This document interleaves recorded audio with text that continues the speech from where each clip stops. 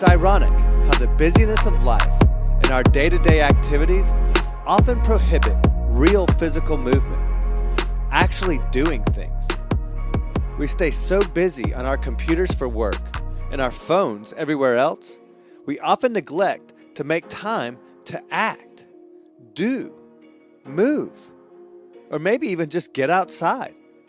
Is this part of your daily habits? How often are you actively moving? When is the last time you went for a walk? Action changes things. Action changes the way we think, the way we feel, and if nothing else, our immediate surroundings. This is the first and most important of Dan Williams' 21 fitness principles. Dan has an incredible story of what can happen as a result of a lifestyle of inactivity, inaction. A story that almost ended before it got interesting. But after open heart surgeries under the most dire of conditions, Dan was given the chance to write a more meaningful story. And given that gift of a second chapter, you would assume that this redemption story would write itself. But as it turns out, the road to health and wellness wasn't as straightforward as you think. Learn the ironic place Dan found his true rock bottom, and when his transformation really began in my recent conversation with Dan Williams.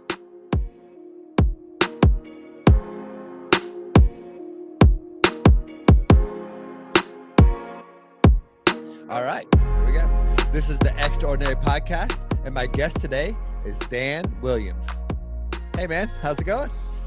Hey, Nate. Good morning to you. Coming to us live outside of, Washington, D.C., right? Yeah, outskirts of D.C., suburb called Reston, Virginia.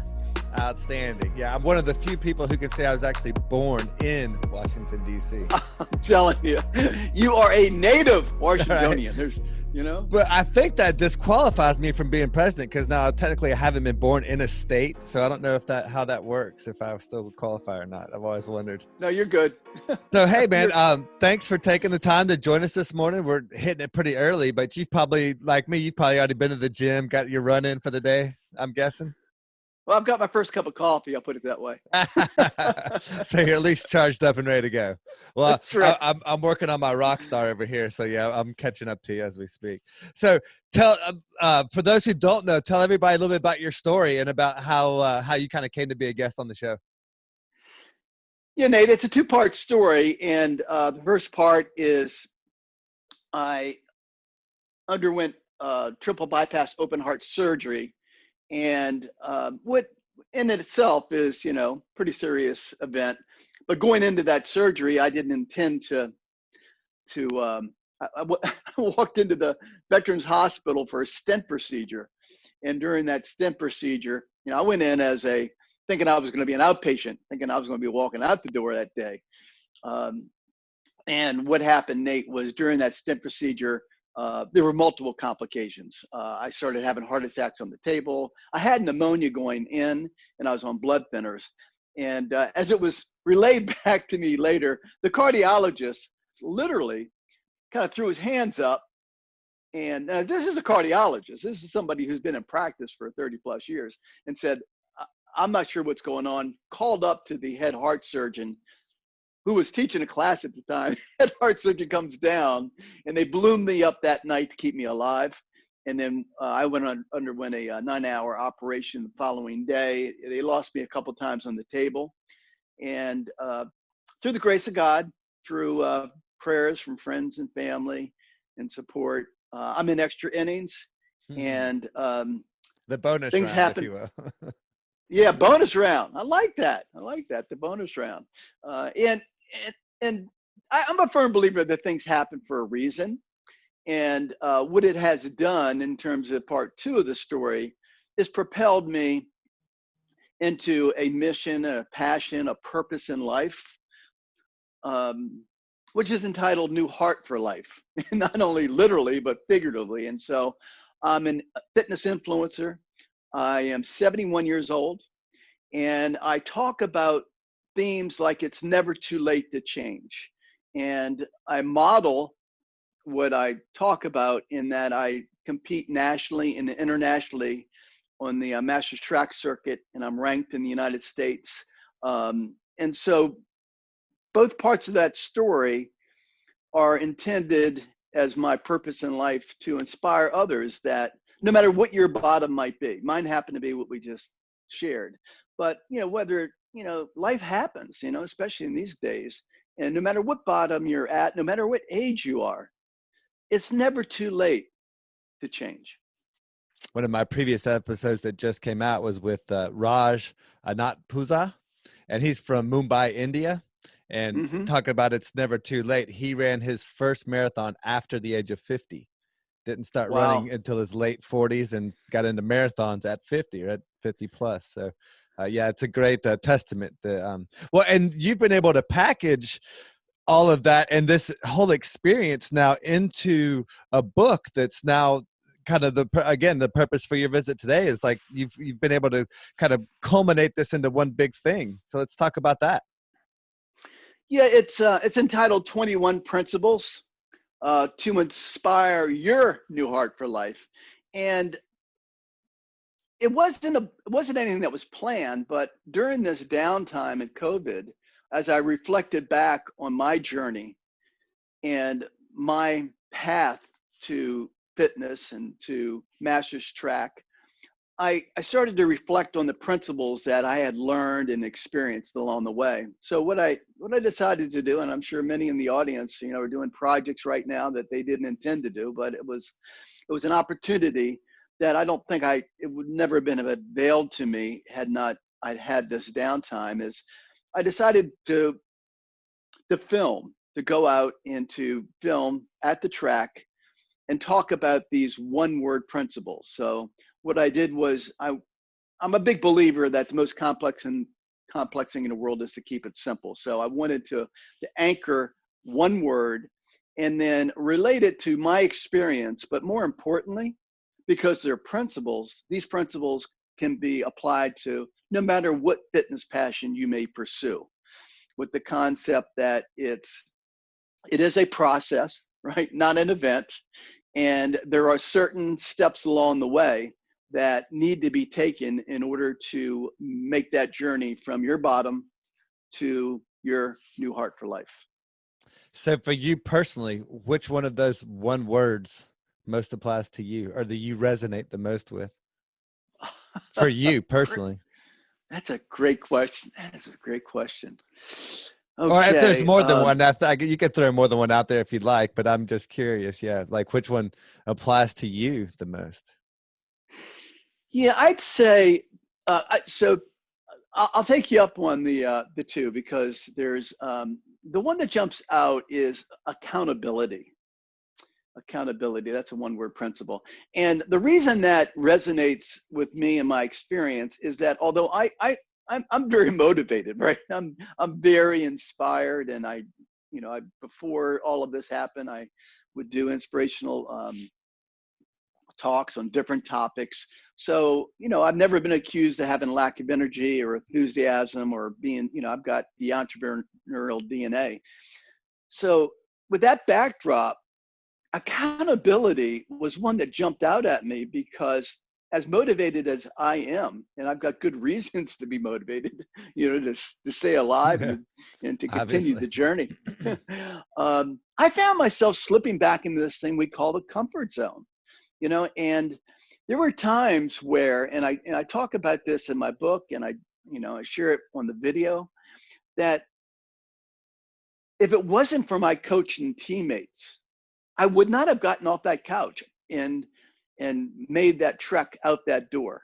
And so being accountable to someone, even though you think you're driven and you think you're motivated, our minds and our committees are constantly talking to us. And one thing that happens and that sharpens is our ability to rationalize. So I would have these conversations, but the line that I share is that I would have rather let myself down, which is ironic, than let my coach and teammates down. And that's what motivated me to make the motion out the door. So being accountable, and if you're not on a team and you don't have a coach, that's cool. Maybe your partner, your wife, your family, your daughters, your sons, somebody who can ask you, how are things going? Because we naturally drift back into that comfort zone, and it's a dangerous place to be, and you need to have some tricks in order to get you out of there. I think that's great. Yeah. Well, and it just, I mean, it's one of those age old principles. It's like you'll give your dog their medication before you'll remember to take it for yourself, kind of thing. It's that Right. you're always willing to do more for others than you're willing to do for yourself. It's funny. Just Yeah. that natural human psychology that's out there. And Nate, if you ever come across the psychologist that can explain that phenomena, and you just reminded me of the old adage, the shoemaker's son going without shoes, right? And dating myself, but yeah, there is a phenomena that being accountable and wanting to do something for someone else versus yourself, even if you're so motivated, is an important principle for all of us. Yeah. Well, you want another psychologist, Dr. Jordan Peterson does an absolutely eloquent job of explaining that point in his book, 12 Rules for Life. So that's where you can find the info if you want. But so I'm curious, what was your lifestyle because you talk about a lot of things that have changed since this pivotal moment in your life. But I'm curious, what was life like? What was an average day like for you before all of this took place? It was a bit of a, gerbil wheel, if you will, in terms of I was in the high tech industry. I led sales teams. So a lot of stress along that line. And you can only imagine, just fortunate to be in this area of DC where, all the telecom companies were booming. This is where AOL got its start. And I literally rode that wave all the way up until it crashed. And so just like New Heart for Life has got two parts to this story, my high tech career had two parts, and that was pre-internet and then the dot-com bust. And I found myself, out of a job for the first time ever, and went through that trauma of just trying to reconnect. I started a company called the Networking Community, and wanted to connect like-minded individuals like myself. I wrote a book called Tales from the Networking Community. And that went, 10 years until we had a 2009 crash as well. And then I found myself back into the telecom world where I finished up my career where I started it. And then athletically, I had, so I got caught up in the phase of long distance running with Frank Shorter winning the gold medal, Bill Rogers, Jim Fixes. And I did run, you mentioned marathons earlier. I did in a respectable 3 hours and 9 minutes, wanted to get it under 3 hours. Wow. So you had a fitness lifestyle to a certain extent before that. I did. Except, Nate, there was a gap. When I got into my 40s and 50s and 60s, life took over. And, somewhere along the line, that fitness passion, took a back seat to life. And that was a dangerous stage that I didn't realize at the time that led up, I sincerely believe, to my heart issues. Because stress, they say there's three reasons that you have any kind of a heart event. Genetically, you can't control that. Diet and exercise. And so I did fall into all of that, compounded with stress. Stress is, certainly a catalyst for heart issues. So although I did have a background of fitness and running, I did not keep that up and slid back into sedentary ways and got caught up in, into life happening. Well, and I'm real curious, after you had the surgery, you talk about where you kind of backslid and kind of got back into that old behavior again. And I'm real curious that what that experience was like, because most people think, well, I've been given this second chance, I'm going to do everything. Right. Right. We all assume that that's what we're going to do, and you probably, I would imagine too, kind of when you come out of the gate, well, hey, life's going to be different. I've been given this second chance. I'm going to Right. go to the gym every day, and then all of a sudden that 2 weeks in, you're sore, you're tired. I didn't want to Yeah. hit that snooze button. So I'm curious, what was that experience like for you? Yeah. It's the most important part of my story, because like you just said, you would have thought that that horrific situation and putting my family and daughters and friends through all of that, and really coming that close to not being here for this interview, you would have thought that would have been enough.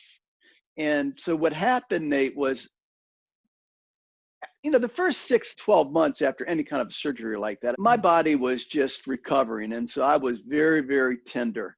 And, I was just trying to put the pieces back together again internally, although outwardly, I was looking okay. Internally, my body was very, very damaged from all of the trauma from the Sure. surgery. And then what happened was I started to slip back, as you alluded to, into my old habits. And I started to get to a point where, I wasn't exercising, I wasn't being conscious. Denial started to come in. I started to just block out that horrific event.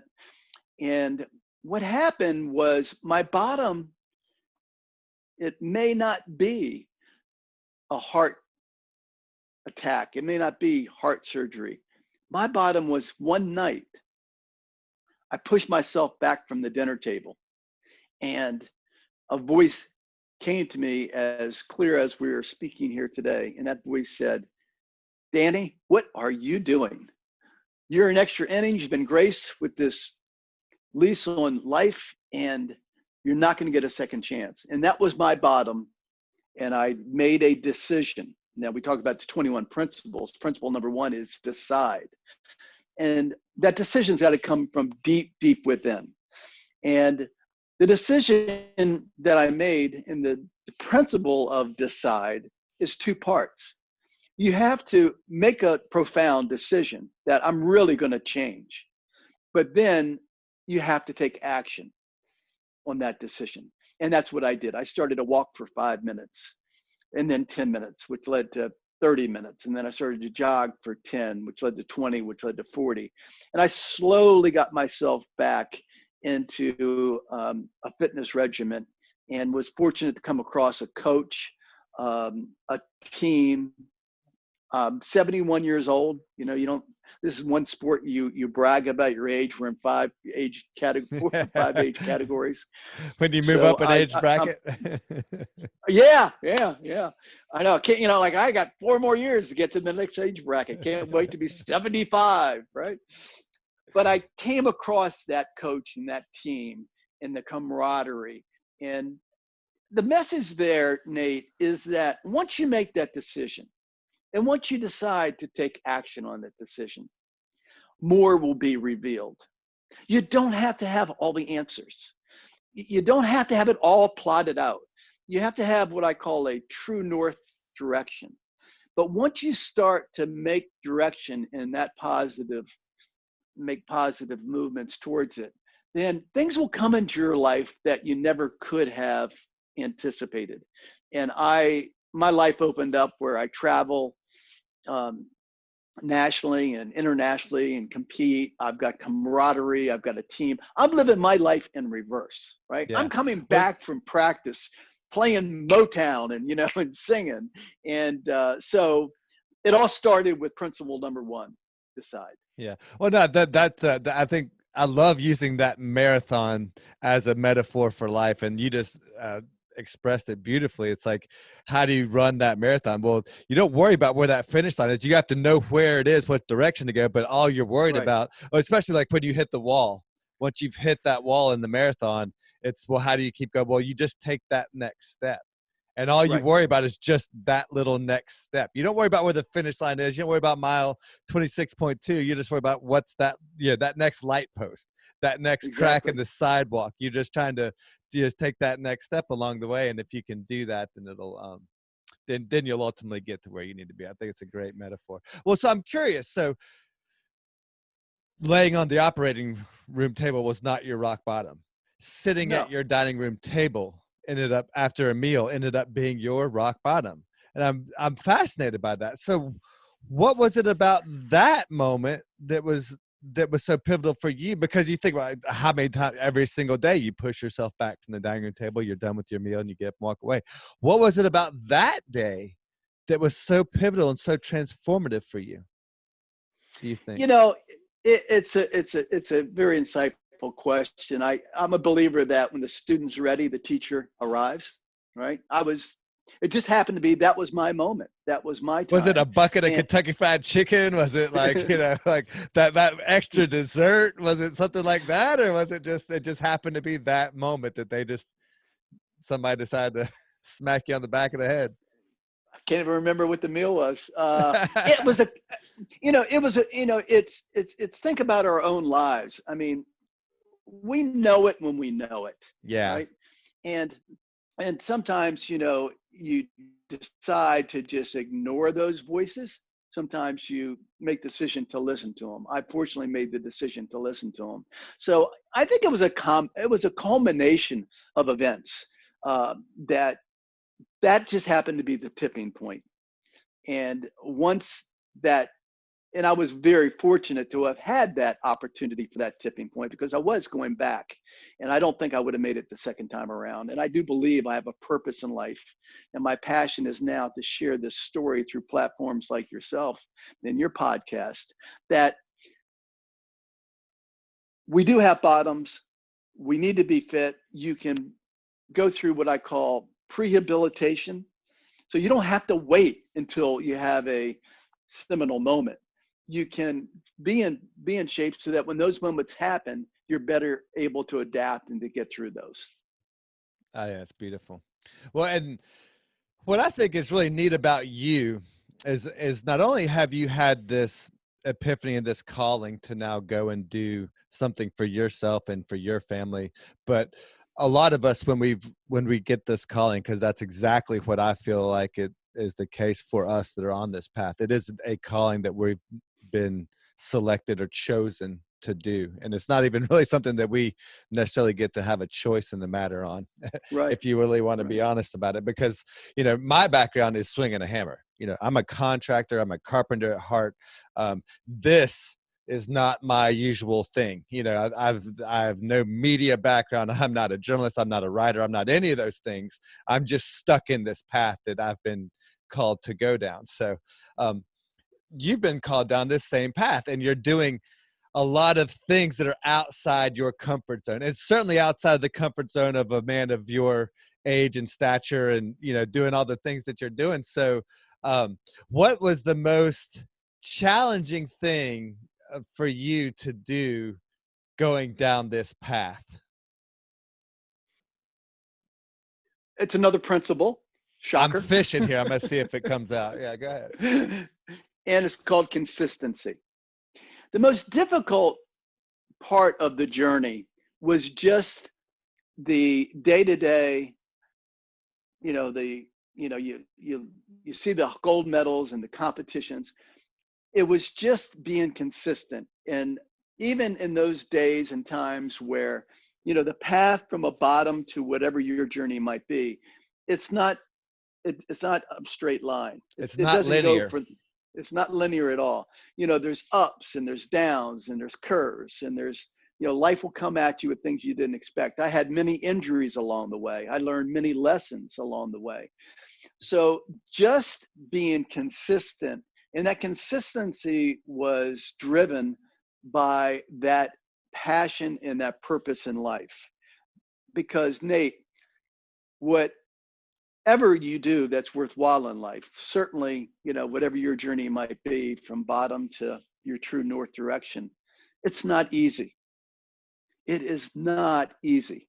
It, you can look at it, but and go, wow, I want to do that. But when you actually experience it, there are struggles along the way. It's a learning lesson. So thank goodness that, and that's why I made consistency one of my 21 principles. Don't give up. You're going to have bad days. You're going to have some setbacks. You're going to have some injuries. You're going to have some lessons that you're going to learn from. But if you just, to the marathon, metaphor, if you just put one foot in front of the next, you'll ultimately get there. But if you take a exit left and go and leave that marathon, you'll never see the end of that finish line. And you'll always have that regret. You'll always have that disappointment. And I think there's something to be said about pushing through that. That's such a pivotal thing for life, not even just with fitness. Well, and I like the point that you brought up earlier. It's the process is not complicated. It's a simple process, but it's not easy. It's very hard. It's simple, but not easy. It's like anybody can do it. Anybody Right. can talk about it, but to actually go out there and do it, it's a whole different ballgame for sure. Well, so I want to shift gears on you a little bit. So what I was fishing for with that question was not exactly where you went, but I love the consistency part because that's such a huge theme for me, is the consistency and what I talk about. But you not only were you doing the fitness stuff, but you're also now putting yourself out there in a way that most 70-plus-year-olds are not doing. I mean, you're out there making exercise videos, essentially, it's what you're putting out there. So tell me about that experience. How comfortable were you with that? Like getting in front of the camera? How did you learn how to get into, video production and all the different aspects that go along with that? Because again, that's, you think of that as the young man's game, if you will, that millennial with all this technology and everything else like that. What was that journey like for you? It was like a root canal without the Novocaine. That makes me feel so much better. Excruciating painful. Me too. There were so many times, Nate, where I felt like this, this is not my thing. I want to get a message out there and I want to do video, but I had to get some video software. I had to learn how to edit. I'd get it on the track and there would be, light would be too bright. It'd be too dark. I'd have a soccer game going on behind me. They'd be too noisy. And then I'd get to the point where I would, there was wind. And so, I literally, ignorance is bliss. And I was ignorant about hey, this is cool. I'm gonna go out and do some videos. And it was a hot mess. And I learned a lot. And it was, analogous to all of our journeys, I made that decision that I'm going to do this. And I learned a lot of lessons along the way. And I did trudge through it, and I love the word trudge. It's moving forward with a purpose, right? But barely. It was a whole new arena that barely. So I can see that if you're laughing, you're relating. Yeah. Oh, it's so true. Well, and to be perfectly honest with you, I'm envious of you. I had to spend a lot of my time and effort on the audio aspect and getting the podcast going, but I've accumulated a decent amount of video and video content, and I just haven't had the bandwidth to get into that side of the editing software. Yeah. And I've been trying to get some help to do some of it, but that hasn't worked out the way that I had hoped. So yeah, I'm actually like ready to pick your brain and learn from you so I can apply it to the content that I have that I'm trying to get out there. So yeah, I can totally relate. And again, as older folk, we're from an older generation, it's not exactly easy for us to keep up with the technology and everything else that's going on out there. But it's amazing the products that are out there, the software that's out there, and how accessible it is to people like you and I now. Right. 5-10 years ago, there was no way that probably either one of us would have been able to do some of these things. Exactly. Yeah. I can't tell you how many it was a humbling experience where you can't find one person, like, let's just say that you wanted to do what I did in terms of the book and the podcast and the videos and putting it all together. There's not one person that I could have gone to go, okay, here's X number of dollars, help me do this. Because the specialties are so niched It's so that true. there were times where I did need some help, and I did recognize, okay, I'm at my wall. I'm at the limit of what I can do. And one example was to have the videos captioned, and I couldn't do captioning, right? So I found a company that could caption it, and thank God I did. But what I did, give a quick shout out to that company, but just as a sidebar, I'm actually had some people request captioning for our podcast that are hearing impaired. So I'd love to give a yes. shout out to that company if you'd like. Oh, and thank you for that, teeing that up. The name of the company is Splashio, splashing, How you and spell they're in that? Splashio, Splashio. And the founder, and I actually had a Zoom call. He's in Australia, and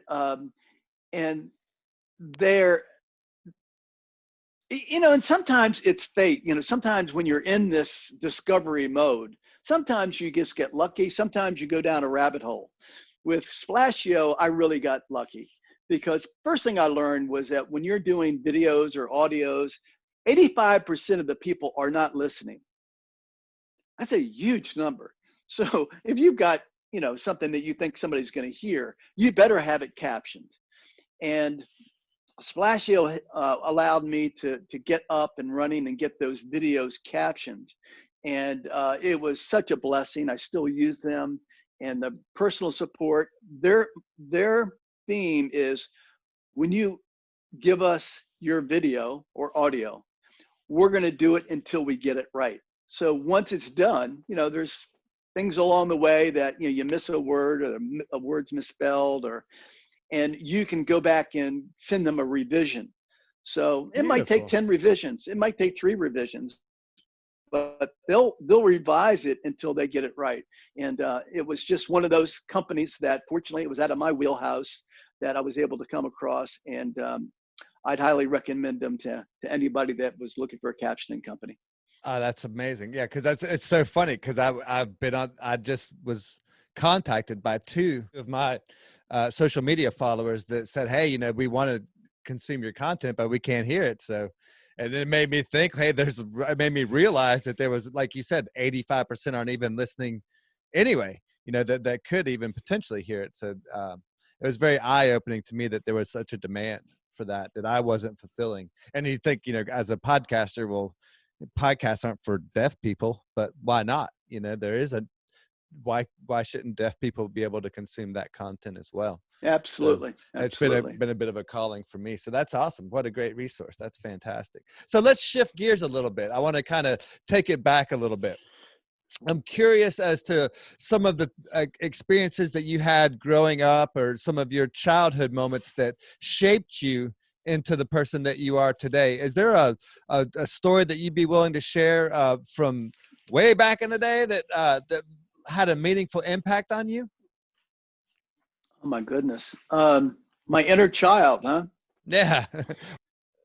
Well, I think the first thing I would say, Nate, is that I'm Irish, and my grandmother came over to from County Kerry in 1917, and I have deep Irish roots, both on my father's side and on my mother's side, and we were raised in an Irish tradition. And I do believe that there's a certain DNA that we have, no matter what culture we come from or our backgrounds. But the Irish are, as they are outgoing, as they are gregarious, as they are just fun to be around, they're also, they've got a lot of grit. The history of Ireland and its suppression during the English 600 years, and the famine. There's a tremendous amount of perseverance and grit that I believe that I have as a result of being Irish. And so I believe that was, it's a kiss and a curse in a way, right? We can be very stubborn I was gonna also, say it right? also relates to that hard-headedness factor too. Exactly. Right. It's Which goes back it's like, what I credit my German roots to. there you go. Same kind of Right. thing. Yeah. It can work against you. Like, hello, you had a heart attack. What are you doing? Takes a long time for things to break through. So being Irish, I was also raised in my father was a officer in the Navy and served in World War II. So, coming from a military background, um, very strict upbringing. Um, my mother was a matriarch of the family. And um, one story from my childhood that I think was very interesting, that really had a profound effect on me, was we were in Camp Lejeune, North Carolina, and our family was visiting. One of my dad's friends was a colonel in the Marine Corps, right? And we were at the officers club, and I'll never forget it. Colonel Roberts, his son was named Dana, and we were in the lobby, Dana and myself, playing games. And my sister came over and said, "Hey, dinner's ready," right, in the officers club. So we need you to get to dinner. And we said, "Great, we'll be there," whatever. We kept on playing and thinking, hey, they're going to come back a second time, right? Well, there was no second time. So finally I looked at Dana and said, I think we better head on out there. I'm getting hungry and nobody's coming to get us, right?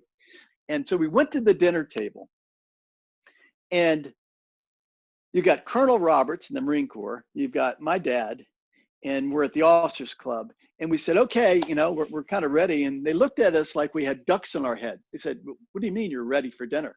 "No, you were already asked one time to come to dinner. You don't get a second chance." And we walked back and we did not eat that night. And I'll never forget that. And I was never late for dinner a second time, right?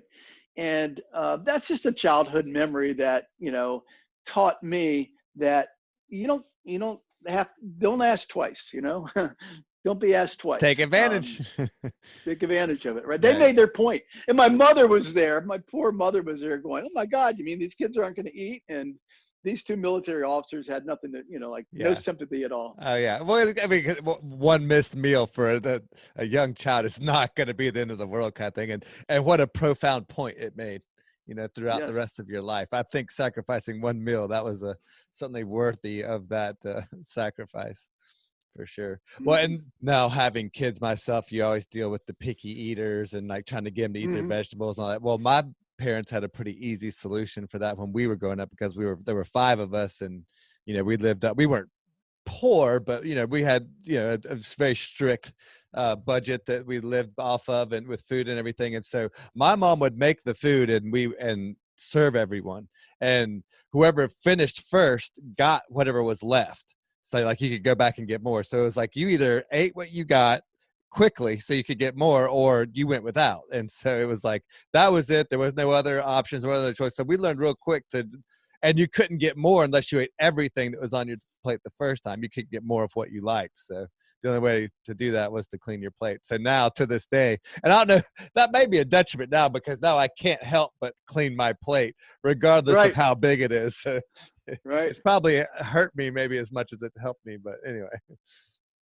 It's funny how Interesting. those I can't remember where I put my keys, from one day to the next, and yet some of those memories are so ingrained in us as childhood memories. It's fascinating. I have one more anecdote story, Please. if you're up for it, in terms of so my dad was medical service corps, so just eat everything on your plate, eat your vegetables. And I don't like vegetables, and still resist eating vegetables, just, part of my rebellious, nature, in terms of not going to do it. But broccoli was especially on my list of no way, no how am I going to eat this, right? And so we're at the dinner table, and of course I got my broccoli there, and I know I'm not leaving the dinner table, until that broccoli's gone. So I had one little sprout left, right? And I had a big glass of milk. So I said, hey, well, let me figure this thing out. So I took the broccoli and I put it in the milk. right? Trying to hide Because, the hey, evidence. yeah, hide the evidence. Well, broccoli does float to the bottom. It'll stay there for a little bit, but it will also float back up. So about the time my dad goes, okay, it looks like you finished, my little broccoli sprout, floated right back up the top of the milk, and I was busted, right? So try that experiment someday. But I remember that story. Didn't get away with it. Needless to say, both the broccoli and milk probably had to disappear before you were able to get up from that table, I would imagine. Exactly. Yeah. That's great. So let me ask you this. What aside from everything that you've gone through with the surgery and whatnot, I'm curious about a favorite failure that you maybe have had or that you'd be willing to share about people that have had a lot of successes and had a lot of good things in their life. We all have failures along that path. Do you have a favorite failure that you learned the most from or that had a meaningful impact on you? I do. What do they say? Fail fast. I was raised, and this goes back to the childhood background. So I was raised Irish Catholic, went through parochial school with the nuns. I went to a military high school, Christian Brothers, it was very strict. So I went 4 years of military high school. And then, Nate, I found myself out in the campus with 30,000 other students at the University of Maryland.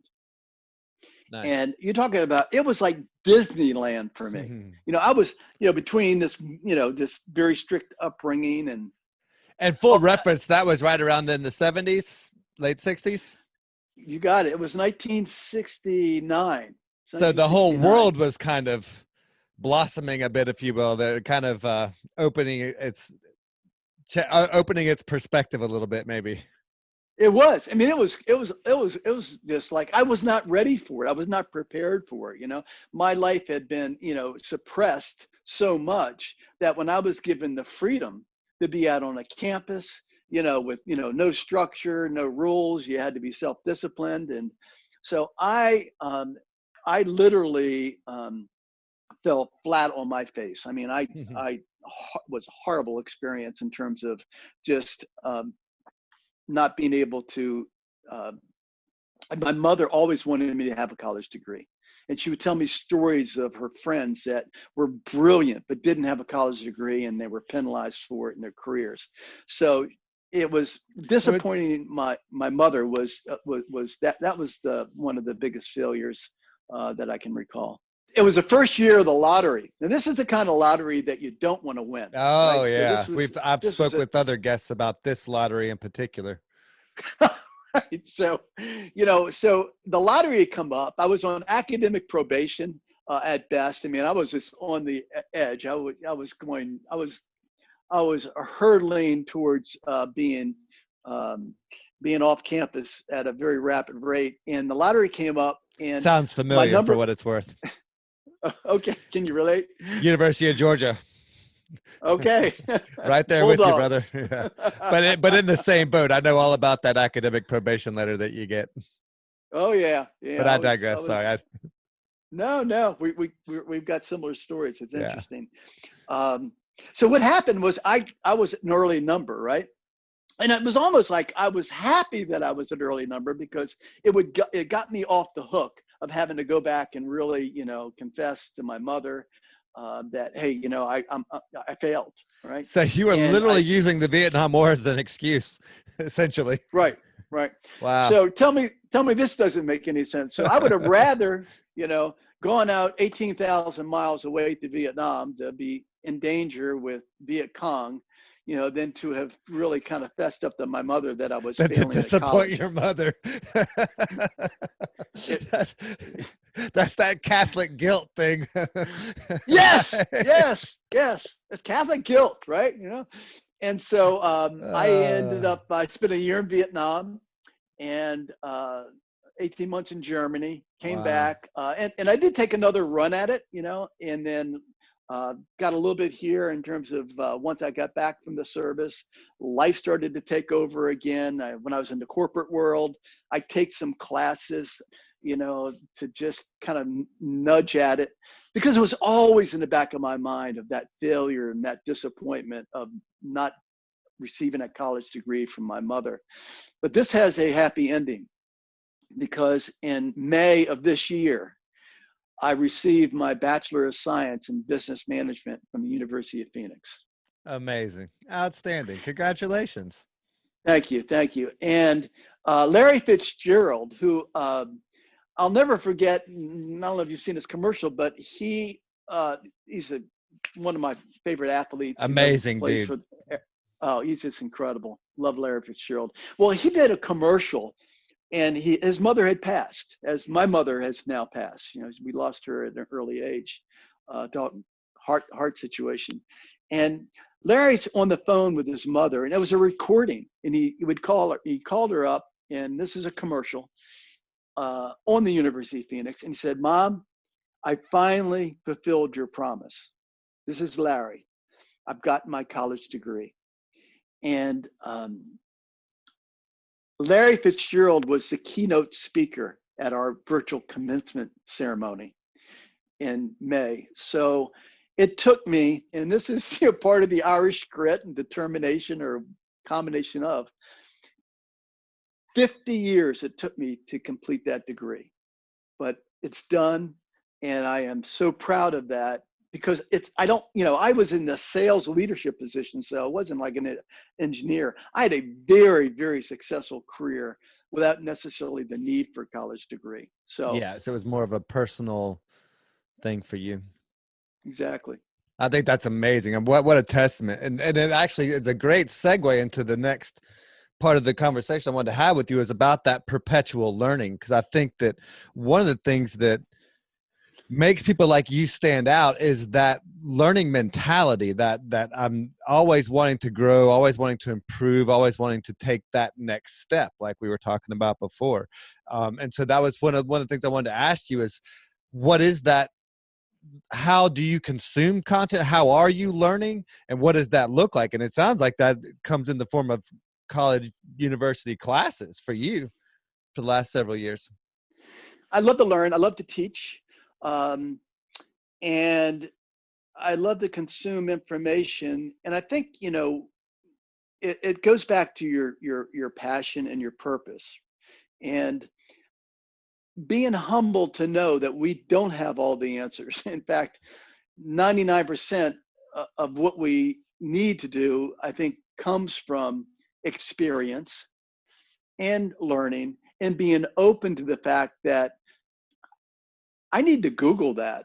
I need to, do a YouTube video on that. So it's going back to the whole videotaping and trying to go through the technology ceiling.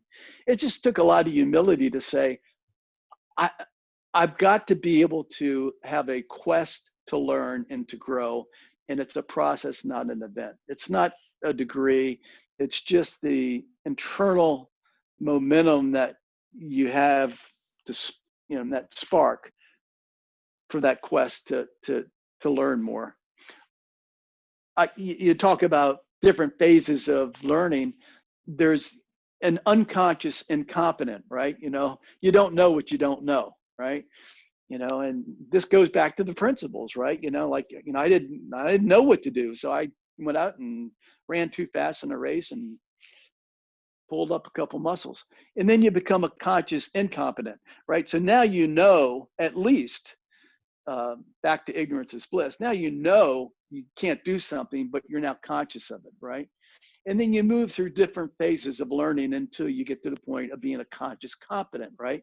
You're doing things naturally, you're doing things on autopilot, and you're doing things because you've ingrained the habits. So learning, like life, is a process, not an event. And there's a certain series that you have to go through in order to get to a point where you're satisfied.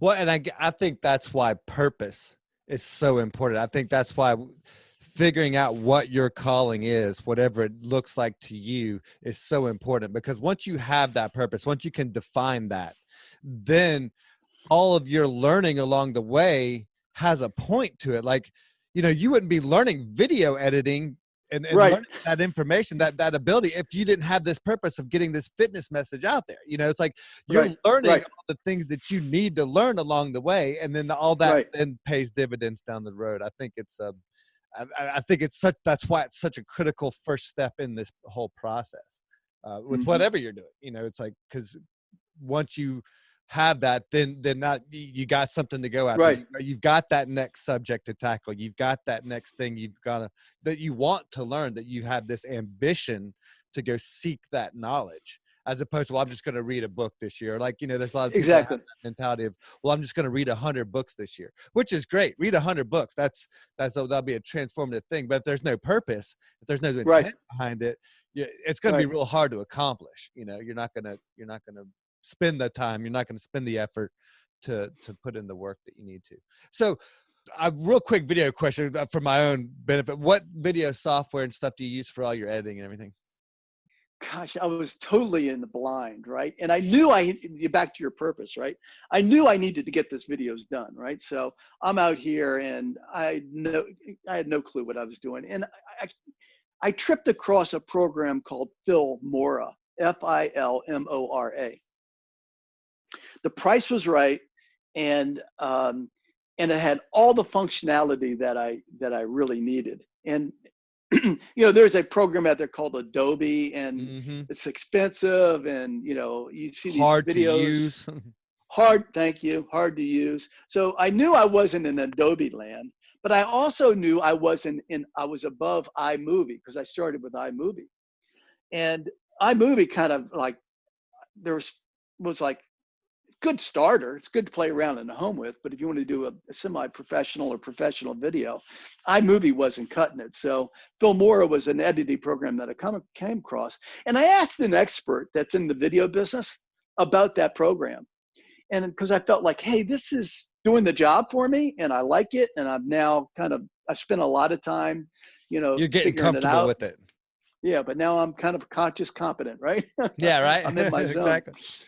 I said, but do you recommend it? And like, did I bump across the wrong program? Would you think I should be using something else? And Nate, she had a very profound answer. And she says, the best program for you, Dan, is the one that works for you.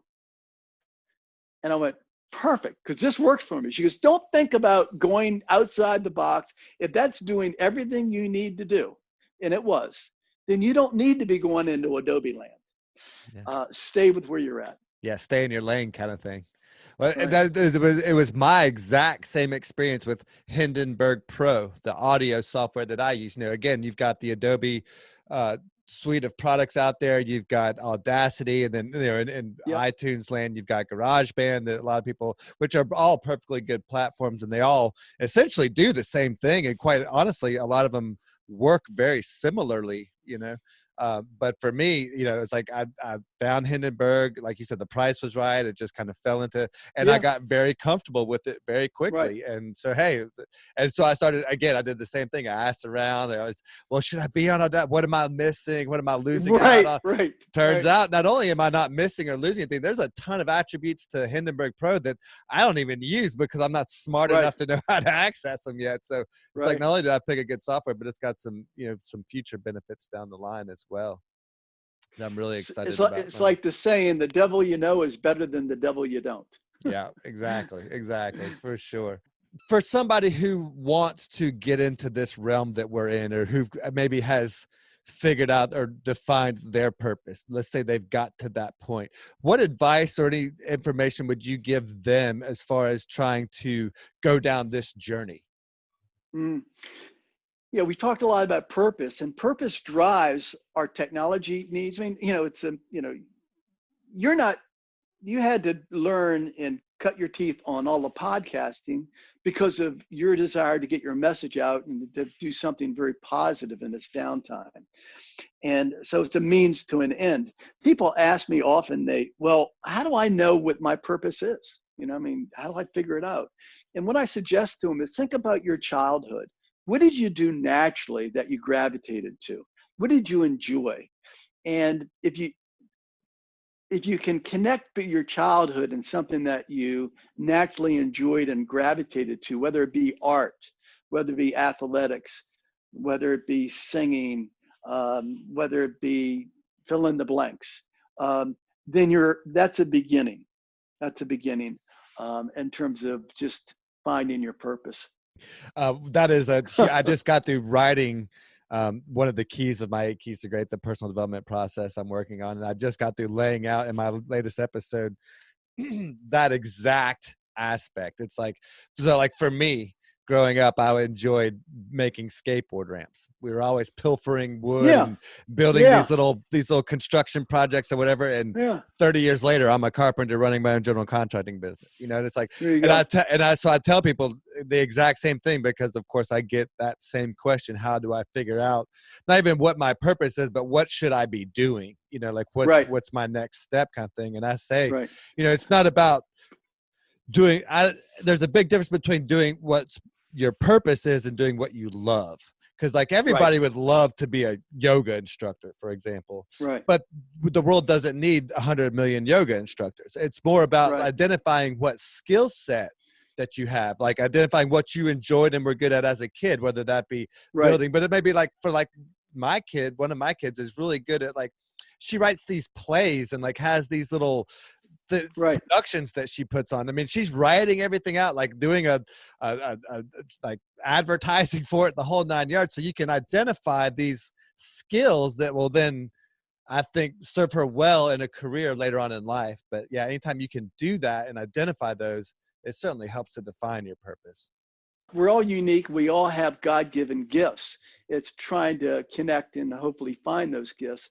So now that you know what your purpose is and you kind of identified your God-given skill set and kind of what your role in life may be and how you can contribute and add value, then another principle in terms of now moving that purpose in life and going through the process. And that one word principle, Nate, is ACT.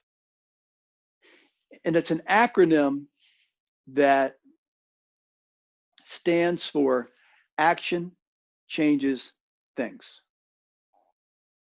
So you can think about all of it all day about your purpose and feel job, but if you don't start to make that motion and start on that journey and learn those lessons and hit those potholes and figure Take out that things first that, step. yeah, take that first step, then it's all for naught, right? So more will be revealed. You know, we don't have to have it figured out. We don't have to know exactly how to do a podcast or how to do video or how to, you know, get to a Masters Championship race. We just have to make that decision, take that first step, and continue to act and adjust along the way, right? Because there's no failure. And this goes back to your question about failure, right? There's no failure. There's only feedback.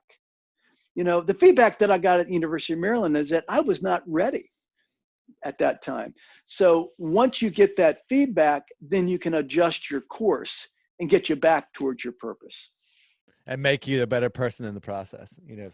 Exactly. More self-aware, more self-actualized, all that kind of stuff. Yeah, that's beautiful. Mm-hmm. You're hitting all my points beautifully, man.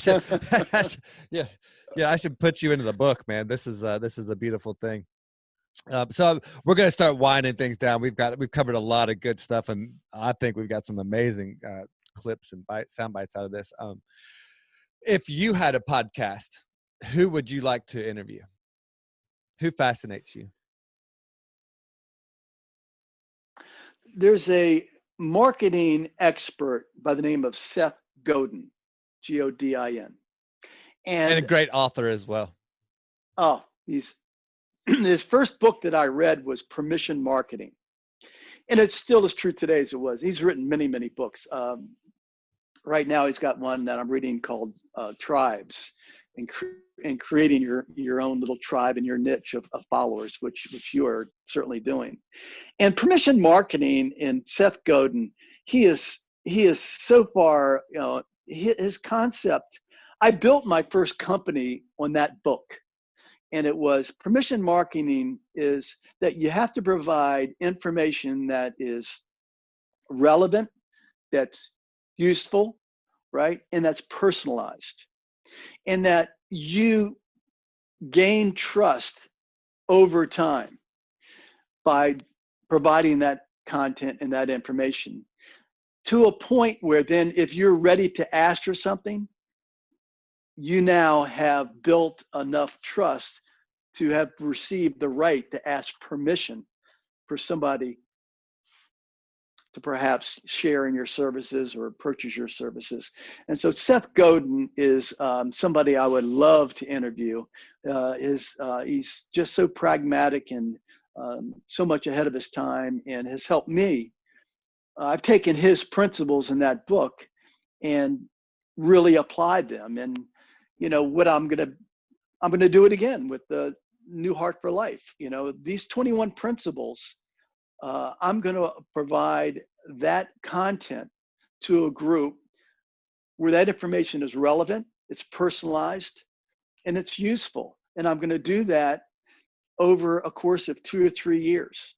And I don't know where it's going to go, but that's my purpose in life, is to subscribe by his philosophy. That's amazing. Yeah, I love Seth Godin, and I've actually read Tribes, but I haven't read Permission Marketing, and that's exactly the stage that I'm in right now. So that would be a well-timed book for me to read right now. That's perfect. I love that. So I'm curious, that's somebody that you would like to interview if you had a podcast. Who do you think would be someone good to interview for this show based on the concept that we're trying to promote? Oh gosh, a number of people. I'd say that I'm not going to name a person, but I'm going to name a profile, right? And I would say that your ability to connect and to relate to real life entrepreneurship and a lot of the topics that we've so well connected on is that I'd love to have an entrepreneur that has a defined purpose, that's got a passion, but it's not quite sure how to take it and where it should go. And they're kind of in this twilight zone. And that person on your show, I think, would be perfect, because your platform would be a catalyst for them to kind of learn from your experiences and go from being ordinary to being extraordinary. Wow, thank you for that. No one's ever said that to me before. That's an amazing answer. Thank you. That's really cool. Wow. Yeah, so I'll wrap it up with these two last questions. I stole both of these from Tim Ferriss, so I can't take any credit. One will take a minute to think on, but it is kind of a fun one. And the other one is you've already pretty well got defined, but I just want to kind of give you a chance to clarify that message. So my two last questions are, number one, if you had a billboard downtown New York or downtown DC, whatever the case may be, or a billboard that you could put anything up on there that you wanted to, what would that billboard say? And then my other question is what's your favorite item under $100 that you use on an everyday basis that you could not live without? I saved that one for last because it takes some thinking usually. So on the billboard, at the sake of being repetitive, Yeah, I'd have A.C.T, action changes things. That would be the billboard. I love it. It's a principle and it applies, and it goes back to the. I've never really shared this on a podcast before, so hopefully I'll get it correct, right? So two frogs on a log, right? And one frog says, "I'm going to jump," right? I've decided I'm going to jump. How many frogs are now on the log? one. No? Two. Because just making the decision to jump doesn't mean you actually have completed it, right? Nice. So we can make a lot of decisions, but that frog made the decision, but that second part of it is act. You have to take the action behind that decision. Gotta actually jump. Yeah, yes, so we decide to do a lot of things, but if you don't actually, as we've talked about, take those steps, those baby steps, and start your way on the journey. You're still going to be on that log. So that would be action changes things would be the billboard. Hey, maybe with a picture of a log and two frogs on it. There you go. Yeah, absolutely. That'd be perfect. And let's see, an item under $100. I'd say, is that how it went? If I had the choice. So it's the one item under $100 that you use on an everyday basis that you could not live without. I'd have to go back to the video editing software. Nice. Because as bland as that answer may be, it has allowed me to scale this message. It has allowed me to take this purpose and put it in a format captioned, so people around the world can, at some point in time, a year from now, 2 years from now, see me out on the track talking about these principles, see replays of these videos. And if it wasn't for my ability to take and raw material and edit that material and caption that material, then this message would be very limited, and it would hamper my passion in my purpose in life. And that is to spread the word that it is never too late to change. I think that's a beautiful answer. I think that's wonderful. Perfect. Thank you.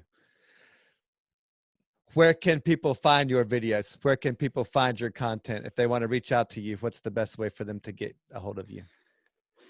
Yeah, World Wide Web, World Wide Web newheartforlife.com.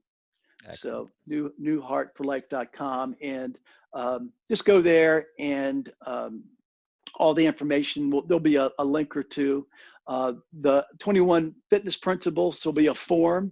It'll cost you all of your first name and your email address, and you'll be returned instantly. The book, which contains not just the videos, but certainly, of course, the written text, but audio clips from podcasts like ours that really reinforce that message that, there is a process to go through, that we all have our bottoms, and they have different shapes and sizes, and that there is a way out. And that book will help no matter what your story is. We've shared our stories to a degree, but the principles are the same. We're all human. We all have struggles. We all, have a tendency to fall back into complacency. And those principles were the roadmap to allow me to gain a new heart for life, and will be a roadmap, is my hope, for others to gain and inspire their new heart for life. Amazing. Awesome. Well, the fact that it's multimedia is amazing, first of all. And then the fact that you're doing it all for free, that just, that speaks volumes from where I come from. So Dan, thank you for your message.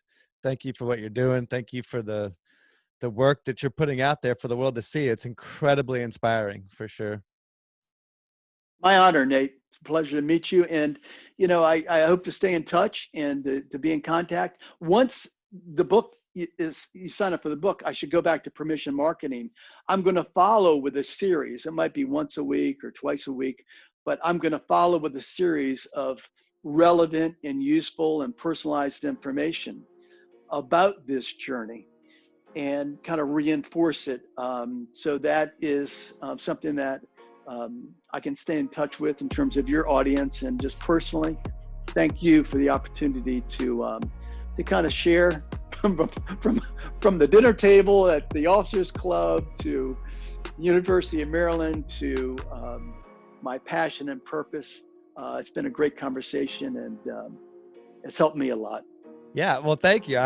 You've been an amazing guest, and I'd look forward to staying in touch. I look forward to, the best part about this is the relationships that I get to have and make and continue to foster over the years. And as soon as we'll be promoting this book along with, by the time this podcast comes out, it will be coming out with the release of the book. So make sure everybody go check out the website and check out the amazing content that's out there. And if you want to get inspired or motivated, man, Dan is the man. So check it out. Thank you. Okay, Nate, it's been great. We'll talk soon. Take care. Awesome. All righty. So you're still here. Wow. Thanks for sticking around. So, what'd you think? What did I miss? What would you like to know more about? Who would you like to hear on the show? If you stuck around this long, maybe you won't mind giving me some feedback. And don't forget to check out the website, extraordinarypodcast.net, for all the latest episodes. And if you enjoyed the show, please take the time to share with your friends, on social media, or with anyone you think who might enjoy it. And last but not least, if you're ready to start living an extraordinary life, check out 8keysto great.com, where you can craft your free blueprint to renovate your career, home, or lifestyle. The program is free, but you have to do the work to unlock each key. And finally, if you'd like to speak with me directly, you can book a free 30-minute Zoom call directly through my Calendly link on the contacts page. And in the meantime, check out some of the other exciting interviews with ordinary people living extraordinary lives. Thanks for listening, thanks for sharing, and most of all, thanks for just being you. I'm Nate G, and we'll see you next week.